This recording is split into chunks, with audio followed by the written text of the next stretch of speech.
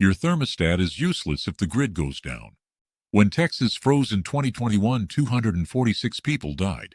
Not from the cold outside, but from homes that couldn't hold heat. And guess what?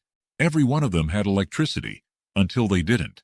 But in the 1940s, when fuel was rationed and power lines snapped during storms, families heated entire homes without a single watt. No solar panels, no generators. Just physics. And 5 radiator hacks so smart they'd put your smart home to shame. These aren't Pinterest ideas. These are battle-tested methods that kept babies warm during blackouts and cut fuel use by over 50%. If you care about surviving winter when the grid fails, you need to know these. Let's start with Mud 5. 5. The radiator bakeout trick, turning cast iron into a heat battery. Let me tell you something that a modern HVAC technicians almost never talk about. And it's wild because this technique once saved entire families from freezing to death. It's called a radiator bakeout. And in the 1940s, this wasn't a bonus feature. It was standard wartime survival. So what was it? In short, people learned how to overcharge their cast iron radiators and store heat like a battery. See, cast iron has a thermal mass that modern aluminum or steel just can't match. Once heated, a 150-pound cast iron radiator doesn't just give off warmth for a few minutes. It radiates gentle room-warming heat for hours. The trick was to maximize that thermal soak, especially when fuel was scarce. So here's what they did. Every morning during the warmest part of the day when wood or coal burned most efficiently, families would stoke their basement stoves hotter than normal, sometimes even doubling the fuel load for one single burn cycle. The idea wasn't just to circulate hot water. It was to bake the radiators past their normal comfort zone. And yes, they got hot, sometimes pushing 182 kn, which today's safety inspectors would panic over. But 80 years ago, that was the plan. After that one intense heating cycle, they'd shut off the stove, close the firebox, and let the radiators do the work. It was like charging a battery with heat, then drawing from it all night long. No active fire needed, no smoke, no flickering lights. Data from the U.S. Office of Civilian Defense, 1943, shows that families using this method cut their fuel consumption by up to 45% compared to constant low burns. And here's something even crazier. Wartime engineers began experimenting with wrapping radiators in clay tile or soapstone enclosures, both of which absorbed and slowly re-released the heat like a masonry stove.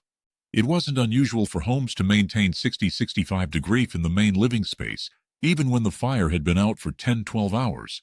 That's how effective this bakeout method was. Today, it's a forgotten hack. But back then, it was life-saving science disguised as common sense. And in a blackout, this trick still works. No apps, no electronics, just you, gravity, and 200 pounds of radiating iron. 4. The kitchen loop hack, piggybacking radiators on your cooking stove. Here's a hack that's so smart it's almost embarrassing we stopped doing it. You want to talk about off-grid genius? Let's talk about the kitchen loop, a wartime innovation that turned your everyday cook stove into the central furnace of the entire house without adding a single moving part. So, most families already had a cast iron wood or coal stove in the kitchen. What they did was retrofit that same stove with a small internal water coil or external water jacket, pipe it into a closed loop system, and boom, you now had a dual-purpose appliance. Cook your stew and heat the house in one burn. No separate furnace. No wasted fuel. But here's the clever bit. These wartime setups didn't just boil water. They harnessed the vertical temperature differential created by a cook stove's natural draft to power what modern engineers call a passive circulation circuit. You'd run copper or iron pipe vertically from the back of the stove's water coil up through the wall to a radiator in the next room, usually the bedroom or sitting area, and install a downward return line back to the bottom of the stove. As long as the stove was burning, water naturally rose and fell in a perfect silent loop, warming the adjacent space without a single wire or pump. And this wasn't janky DIY. This was written into 1942 USDA home engineering guides as a legitimate off-grid solution. Even more impressive, some homeowners used heat exchangers bolted to the stovepipe itself to grab residual flue heat and boost water temperature by an extra 15 to 20 degrees. Which gave the radiator more kick without burning extra wood. You're talking about squeezing every single BTU out of a fuel source that might have been rationed to a few logs a day. That's wartime economy. And modern tests show that a properly set up kitchen loop can move 3-5 gallons per minute passively, heating up to 300 square feet of space with zero electrical input. Families back then didn't just cook dinner. They heated the home with the same fire, kept the baby's room warm, and did it all with a system made from scavenged pipe, a bit of slope, and a whole lot of grit. If you've got a wood stove in your kitchen today and haven't set up a loop like this, you're sitting on a survival goldmine. This was, and still is, the most underrated off-grid heating upgrade nobody talks about. 3. The thermal flywheel. How attics became radiator powerhouses without burning a single extra log. Now this next one, it's gonna sound backwards. Heating from the top down? Sounds crazy, right? But this hack, what engineers today would call a thermal flywheel, was one of the most underrated heating systems ever used during wartime blackouts. Here's how it worked. When people couldn't expand their radiator systems horizontally, because, say, they didn't have enough pipe or couldn't afford to retrofit more rooms, they went up, literally, into the attic. And they used the physics of vertical thermal inertia to their advantage in a way that today's heat pump designers are just now rediscovering. See, cast iron radiators don't just heat the air around them. They radiate infrared energy, heat surfaces, and most importantly, create thermal lag. That means once they're hot, they stay hot. So homeowners began to install oversized radiators or full hot water tanks directly beneath the attic floorboards or in unused upstairs crawl spaces. These tanks or radiators were part of the same gravity-fed loop, but they weren't placed in the living space. They were placed above it, where rising heat would naturally accumulate. And here's the real trick. The entire floor beneath that attic heat reservoir would be insulated underneath, but open on top, so heat could gently radiate downward into bedrooms or parlors, warming the ceiling and slowly heating the air below. Think of it like an upside-down heated floor. No fans, no ductwork, just raw thermal radiation moving like honey through wood, plaster, and time. Tests from Canadian wartime housing experiments, yes, those were a thing, showed that a 200-liter insulated attic tank could retain over 60% of its peak thermal load after 8 hours of zero fire. That's unheard of. And by stacking this heat reservoir above the main rooms, it created a slow drip effect of warmth that stabilized indoor temperatures, even if the fire went out overnight. Families called it the warmth from heaven trick. In a modern setting, this would translate to using a passive solar-heated water tank or a radiant ceiling panel connected to your stove's thermosiphon loop. But back then, it was just common sense. Heat rises, so store it up high and let it fall slowly. It's forgotten. It's brilliant. And it works even better today with better insulation. 2. The Coal Saver Coil. Sneaking free. Heat out of your chimney draft. Okay, now buckle up, because this one is dirty, literal, and utterly genius. We're talking about the Coal Saver Coil, a low-profile, high-yield trick pulled straight from wartime desperation when even a bucket of coal was rationed like gold dust. You've probably never heard of this method unless you've spent time in the archives of 1940s mine country or deep-dived into the old Franklin Institute blueprints, but this was real and it worked astonishingly well. In fact, some homeowners called it their invisible radiator. Here's the core idea. Every wood or coal stove loses massive amounts of heat up the chimney. Modern stoves are better, sure, but back then, it wasn't uncommon for flue temperatures to hit 600-degree Celsius. That's a whole bonfire worth of heat gone. So families and rural mechanics started salvaging old copper tubing, steel brake lines, even bed frames, anything that could hold water, and began coiling it around the stovepipe like a spring. Some did a few loops. Others wrapped the whole vertical stack, insulating it with tin or asbestos fabric. Yeah, not ideal by today's standards, but hey, it worked. Now here's where it gets clever. They'd tap that coil into the gravity-fed radiator loop. Not as the primary heater, but as a secondary assist. As smoke shot up the chimney, it would heat the coil, which in turn would preheat the returning water, headed back into the stove's main tank or water jacket. That meant the water coming in was already warm, sometimes by 30-50 degrees, which dramatically reduced the fuel needed to reheat it to circulation temp. Think about that. Instead of reheating 50-degree water, you're reheating water that's already at 90 degrees. That's a 40% fuel savings without adding any extra fire. And if that wasn't enough, some rural households even built heat exchangers directly into brick chimney columns, turning the entire flue into a slow, steady radiator for hallways, stairwells, or pantries.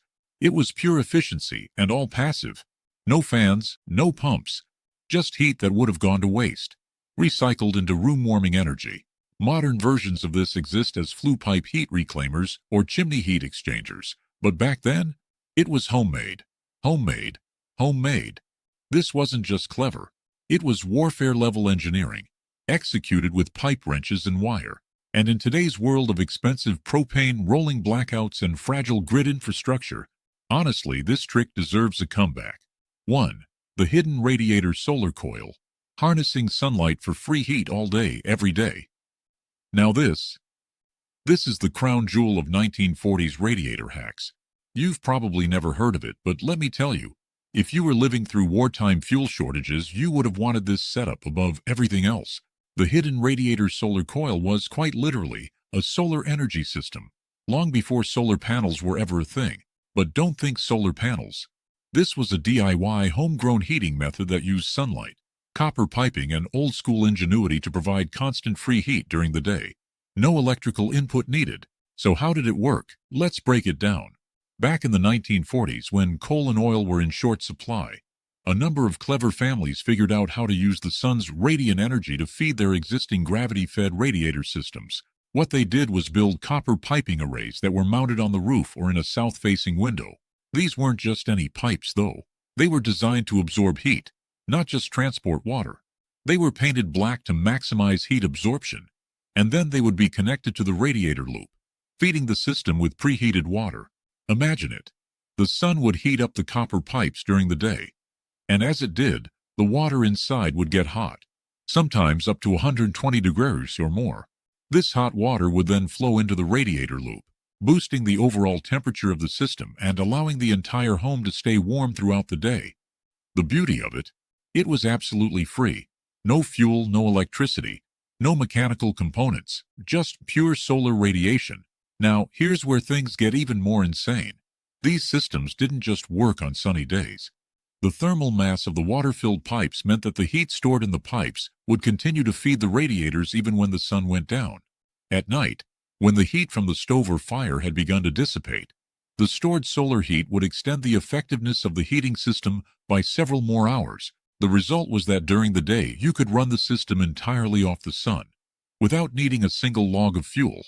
And at night, the system would slowly lose heat, but still provide warmth, especially when combined with the other wartime hacks like the coal-saver coil or radiator bakeout. What's even more impressive is that this setup was designed to retrofit existing homes. You didn't need a new furnace, a new boiler, or anything extravagant. All you needed were a few copper pipes, some black paint, and a south-facing window or roof space. You could easily convert your home to run off solar thermal energy for at least 50% of the day's heating needs without spending a single dime on additional fuel. This was low-cost, incredibly efficient, and frankly, an extremely innovative hack that is still relevant today. The numbers are staggering. Modern estimates show that a well-placed solar coil system could provide up to 4,000 BTUs per square foot during the day, enough to heat an entire room with ease. And the best part, unlike solar panels, this system wasn't dependent on electronics, batteries, or complicated components.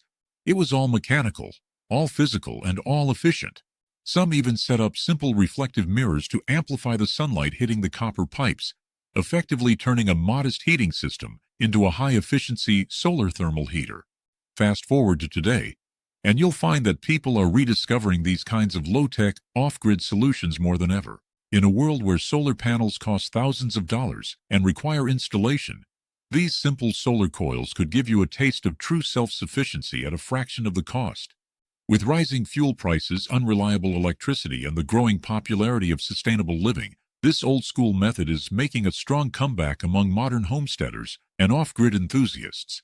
And when you think about it, isn't that the very essence of survival?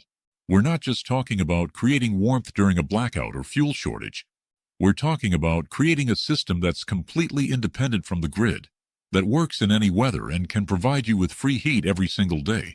All because people were clever enough to figure out how to capture the sun's energy and store it in a simple copper coil. It's one of the most underrated survival hacks in history, and it's a true testament to human ingenuity during the most desperate of times. If you think your modern heating system will save you in a blackout, it won't. One flipped breaker, one storm, one cyber attack, and your entire house becomes a freezer.